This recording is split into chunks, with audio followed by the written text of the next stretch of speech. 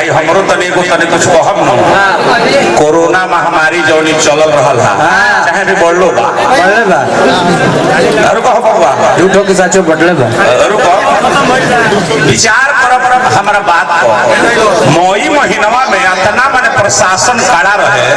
कि ना उत्तर प्रदेश के आदमी बिहार में जाए और ना बिहार के आदमी उत्तर प्रदेश में एकदम चारों ओर से एकदम चाक चौबंद एगो प्रोग्राम के बायना देवे के रहे हमारा देहाती जी के कहनी जे भाई बायना देवे के बा आ हई जौन घरे मुंह बोइलवा में जौन पैसावा जौन डाला था फोन पे हमर फोन पे ई हमरा डाले ना आवेला हम वो बड़का मुंह बोइलवा कम चलाइले तेरे हमरा बुझाला ना तो कहनी जे भाई पुलिस प्रशासन बड़ा चेक करतिया आखिर हम देहाती के घरे जाई पैसे एगो लड़का के सेट पहले कहने कि चल मोटरसाइकिल से 2 बजे रात में खोल देनी गाड़ी 5 बजत अब जान जाएंगे कोई नहीं हम देहाती के हैं अब देखी मान लेते नहीं जाइए हमारे मित्र है ये हमें इहो हमारे मेहरारू से बेचारू मजाक करे ले हम करी ले कोई नहीं 5 बजे भोरे की निकरा घरे जब पहुंचन तो ई घरे ना रहले ई टी-शर्ट हाफ पैंट में दौड़े गोई रहले अच्छा जोकिंग कर माने कहबे कहले हां तो माने भाई लॉकडाउन में आता ना हाफ पैंट में तो तार देखता नहीं जे पेट का भी कोई सस्ती निकल जाला पेटवा तनी बचकावो कोई नहीं 5 बजे घरे इनका पहुंचनी आ वही घड़ी कोरोना चूर सूर पर चल रहा माने इहे रहे जे केहू में ठेकी ना अब बहरी से आदमी के भीतरी ना आई हम जाके कहने के बेआसी बानी जी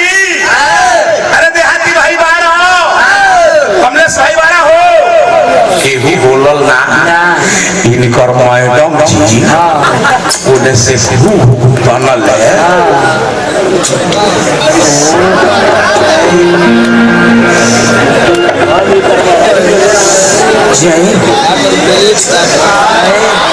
भोग लगाई ओने से इनकर मैडम जी धीरे से बोलली कहली जे के हम कहनी हमर बक्सर घर है बूढ़ा ब्यास हमर नाम हो तनी ब्यास जी ले काम बा तो कहनी जे वहां के नहीं हम कहनी जे कहां गइल बानी तो वहां के कहनी जे हाफ पैंट पर दौड़त रहे कोई बड़े दौड़े हम कहनी जे तनी माने घरवा में बैठ जाई तब कहनी जे ना ई घरे रोग चलल हम कहनी कि कौन कहतरी जे कोरोना ना त ढूक जाई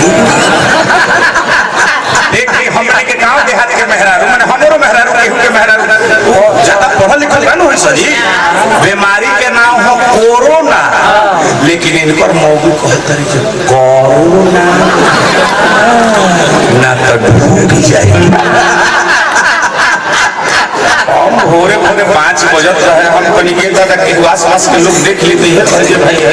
बूढ़ा ब्यासवा बिहार से ही भाई का तो कहत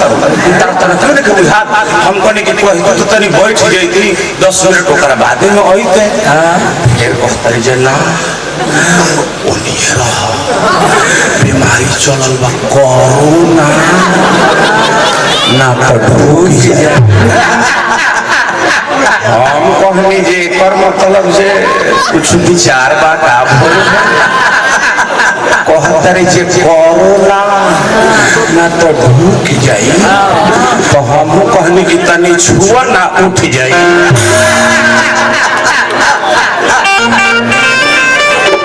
बाबा हनुमान जी के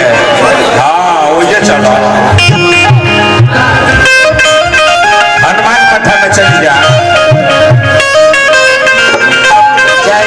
ना गवले अरे आचरा अरे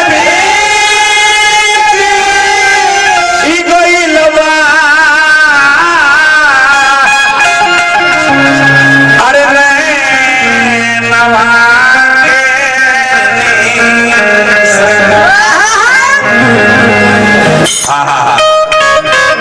बात मैया सीता जी कहते लेकिन हनुमानो जी कुछ कहले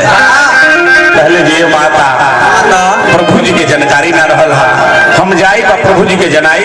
प्रभु जी यही है राक्षस से मारी के तरह के धरती से उद्धार कर ले दिए कटंगा अरे ई गोइलवा अरे लंका सागर जय हो अतस संधर के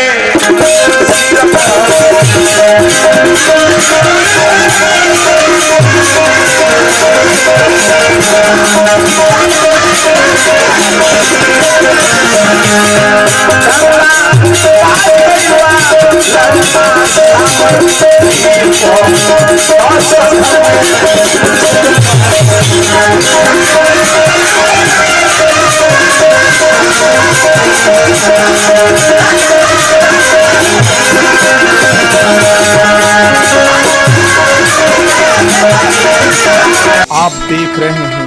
रंग पुरवैया, तो सब्सक्राइब कीजिए और बेल आइकन बटन को दबाइए, लाइक कमेंट्स और शेयर कीजिए।